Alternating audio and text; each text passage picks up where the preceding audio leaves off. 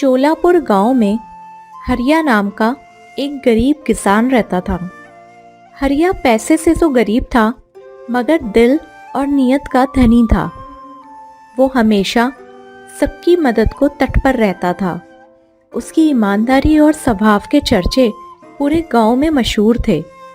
एक दिन हरिया अपने बेटे के साथ खेती पर काम करने के बाद जब घर लौटा तो उसकी पत्नी रूपा ने उससे कहा, सुनते हो राजू के पापा, आपकी तबीयत मुझे आज कुछ ठीक सी नहीं लग रही। ढीले ढीले से लग रहे हो। क्या हुआ? सब ठीक तो है ना? अरे तुम हमेशा छोटी छोटी बात पे परेशान हो जाती हो। देखो मैं ठीक हूँ, मुझे कुछ नहीं हुआ है। पिताजी, माँ ठीक कह रही है। आपकी तबीयत मुझे ठीक नहीं लग रही। खेतों में भी आपको चक्कर आ गया था। आप आराम कर लीजिए, नहीं तो चलिए शहर डॉक्टर के पास चलते हैं। अरे बेटा, तुम दोनों परेशान मत हो। वो तो थोड़ी थकावट सी लग रही है, मैं बिल्कुल ठीक हूँ। इतना कहकर हरिया अपने बिस्तर पर आराम करने चला जाता है। हरिया बिस्तर पर चादर ओढ़कर सोया हुआ होता है। राजू अपने पिताजी की ओर देखते हुए बोलता है, क्या हुआ राजू? तुम मुझे ऐसे क्यों देख रहे हो? पिताजी, आपको कुछ याद नहीं है क्या? कल आपकी तबीयत ज्यादा खराब हो गई थी। अरे तो फिर क्या हुआ? क्या बीमारी है मुझे?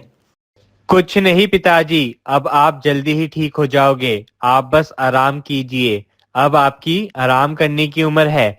अब खेतों में मैं खुद संभाल लूंगा। अब मैं बड़ा हो गया हूँ।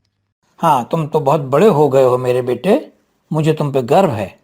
पिताजी, चलिए खाना खा लीजिए। मैं भी तब से आपके उठने का ही इंतजार कर रहा हूँ, ताकि सभी लोग साथ मिलकर खाना खा सकें। हाँ ठीक है, चलो खाना खाते हैं। राजू बिस्तर पर ही अपना और हरिया का खाना लाता है। सभी मिलकर खाना खाते हैं। राजू, मुझे बहुत डर लग रहा है।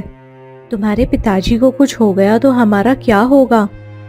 नहीं माँ, उन्हें कुछ नहीं होगा। तुम चिंता मत करो, उन्हें आराम करने दो।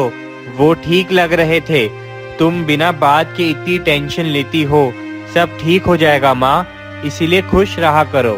बस कुछ दिनों की बात है, कुछ ही दिनों में सब कुछ ठीक हो जाएगा। कैसे ठीक होगा राजू? मुझे नहीं लगता कुछ ठीक हो पाएगा। 2 महीने होने को आए हैं।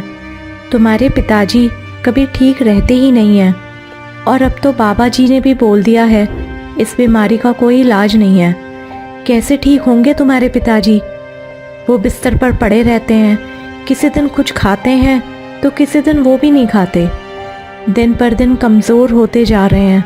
पूरे शरीर में इतना भयंकर दर्द रहता है कि बेचारे ना तो ठीक से चल पाते हैं और ना ही कुछ कर पाते हैं। अरे माँ, सब कुछ ठीक हो जाएगा। पिताजी चल भी पाएंगे और हमारे साथ घूम भी पाएंगे। माँ, तुम चिंता मत करो, सब ठीक हो जाएगा। चलो बेटा, तुम कह रहे हो तो मान लेती हूँ। मुझे तुझ पर पूरा भरोसा है बेटा। मैंने पता किया है, शहर में एक से बढ़कर एक डॉक्टर होता है। हम पिताजी को शहर लेकर जाएंगे। मुझे पूरा विश्वास है वहाँ जाकर पिताजी ठीक हो जाएंगे। वो तो ठीक है राजू बेटा, लेकिन मैंने सुना है शहर में इलाज करवाने पर बहुत ज़्यादा खर्चा आता है और हमारे पास इतना पैसा भी नहीं है। हम कैसे शहर जाकर तुम्हारे पिताजी का इलाज करवा पाएंगे? तुम चिंता मत करो माँ, इस बार हमारे खेतों में बहुत अच्छी फसल आई है। साथ ही साथ जिनके खेतों में मैंने मजदूरी की है, उनके खेतों में भी अच्छी फसल आई है।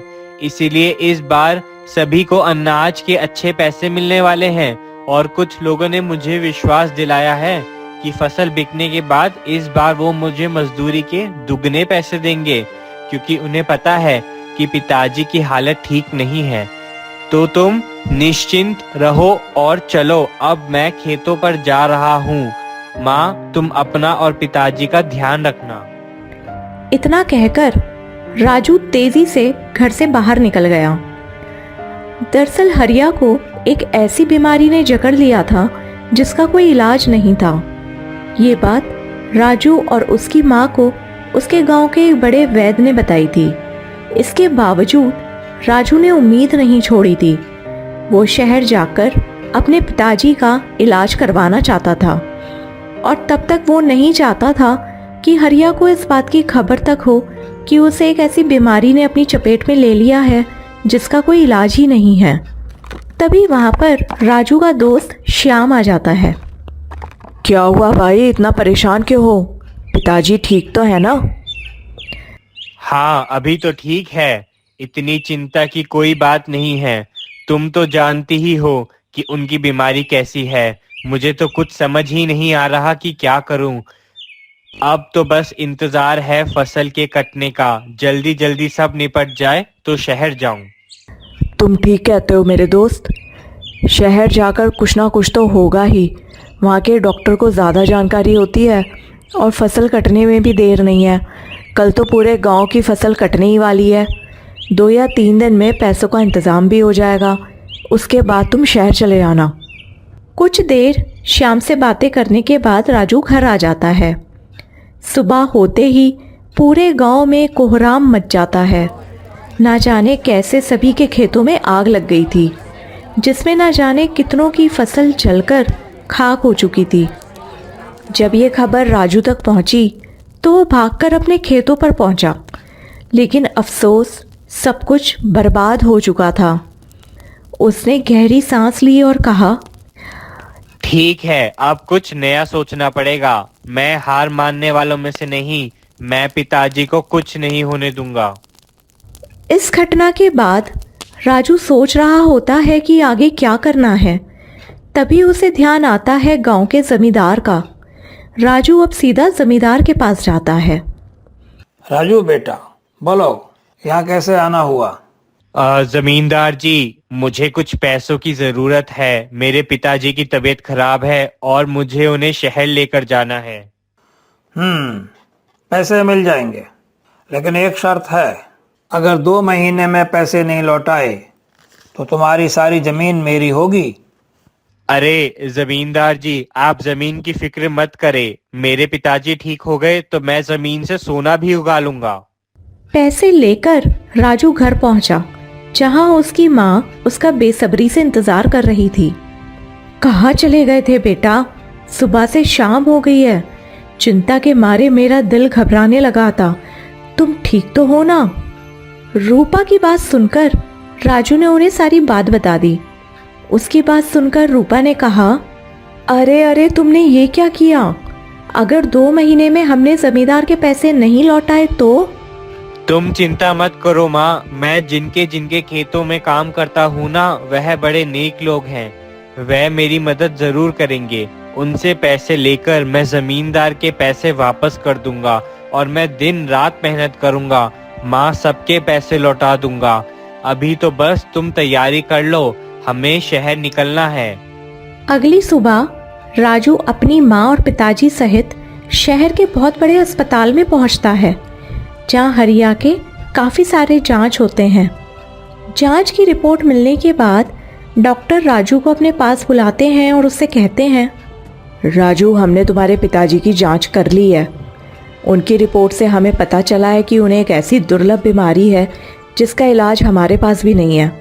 अब तो बस भगवान ही तुम्हारी मदद कर सकते हैं। अब हम क्या करेंगे राजू बेटा? तुम चिंता ना करो माँ। मैं जब तक जिंदा हूँ पिताजी को कुछ नहीं होगा।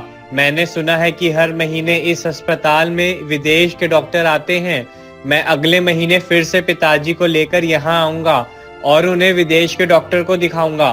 तुम शांत हो जाओ माँ। हमें इस तरह देखकर पिताजी परेशान हो जाएंगे। डॉक्टर साहब, भगवान से तो पहले ही दोस्ती कर रखी है। अब चमत्कार के लिए तैयार हूँ। राजू अपनी माँ और पिताजी सहित गांव लौट आता है। माँ, मैं खेतों पर जा रहा हूँ। साथ ही गांव के लोगों से भी मिलता जाऊंगा माँ, ताकि पैसों की बात कर सकूं। अगले महीने शहर भी तो जाना है, साथ ही जमींदार के पैसे भी लौटाने हैं। इतना कहकर राजू पहले अपने खेतों पर जाता है और उसके बाद लोगों से मिलता है। वो जिससे भी मिलता है वहाँ उसे निराशा ही हाथ लगती है। सभी के खेतों के जलने की वजह से सब राजू की मदद करने को इनकार कर देते हैं। अब वो निराश होकर जमींदार के पास पहुंचता है। जमींदार जी, आपसे एक विनती है। हाँ हाँ, बोलो राजू बेटा, क्या बात है? जमींदार जी, मुझे लगता है कि मैं आपके पैसे 2 महीने में नहीं लौटा पाऊंगा। आप दया करके मुझे 1 साल की मोहलत दे दें। तुम्हें तो पता ही है कि मैं हिसाब किताब के मामले में कितना पक्का हूँ।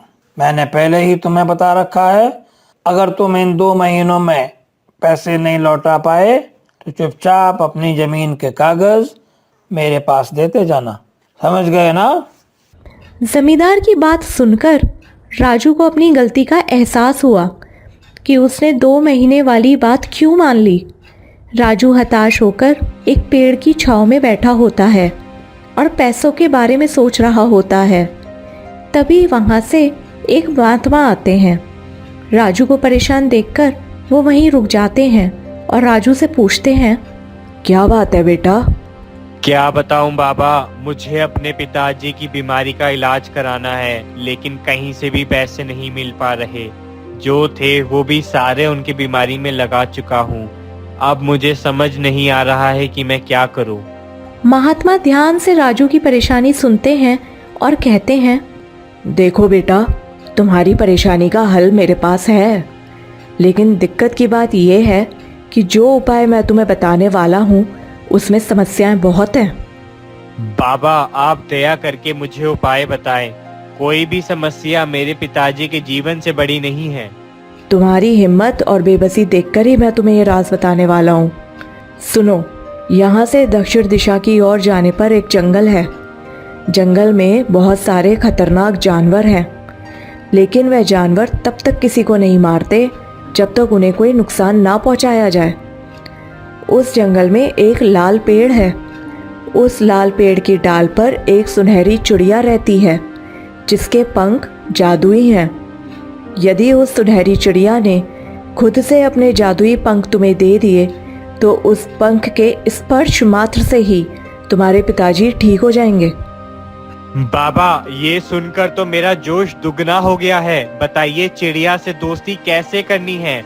लेकिन बाबा, वो चिड़िया मुझे अपने पंख क्यों देगी? लेकिन तभी वो बाबा गायब हो जाते हैं। अगले दिन राजू उस जंगल में पहुंच जाता है जिसके बारे में उसको महात्मा ने बताया था, और राजू देखता है कि वहां पर शिकारी शिकार कर रहे होते हैं। अरे भाई, ये क्या कर रहे हो? ऐसे मत करो, किसी भी जीव को मारना गलत होता है। चुपचाप चले जाओ, नहीं तो तुम्हें भी नहीं छोड़ूंगा।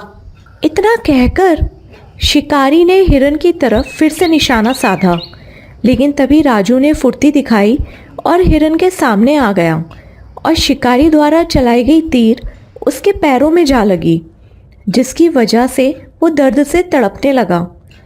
ऐसा होते ही वो हिरन और वो शिकारी दोनों ही सुंदर परियों में बदल गए, जिसे देखकर राजू को आश्चर्य हुआ। आप लोग कौन हैं? अभी तो आप शिकारी और हिरण के रूप में थे, आप परियों के रूप में? हम दोनों इस जंगल के रक्षक हैं। हम यहाँ आने वाले मनुष्यों की परीक्षा लेते हैं। जो कोई भी हमारी परीक्षा में सफल होता है वही इस जंगल में प्रवेश कर सकता है। बाकी किसी को इस जंगल में घुसने की इजाज़त नहीं है। लेकिन आज तक हमें तुम्हारे जैसा कोई भी नहीं मिला जिसे अपनी जान से ज़्यादा दूसरों की परवाह हो। परियों की बात सुनकर राजू ने उन्हें यहाँ आने के पीछे का कारण बताया, जिसके बाद परियां उसे लाल पेड़ के पास लेकर गईं और उसके पैरों को ठीक कर दिया। ओ सुनहरी चिड़िया, देखो तो कौन आया है। राजू ने देखा उस लाल पेड़ की डाल से एक बड़ी सी सुनहरी चिड़िया नीचे उतरी और उनसे कहने लगी, बोलो तुम्हें मुझसे क्या काम है? मुझे एक महात्मा ने बताया कि आपके सुनहरे पंखों में जादू है, जिसके स्पर्श मात्र से मेरे पिताजी ठीक हो जाएंगे।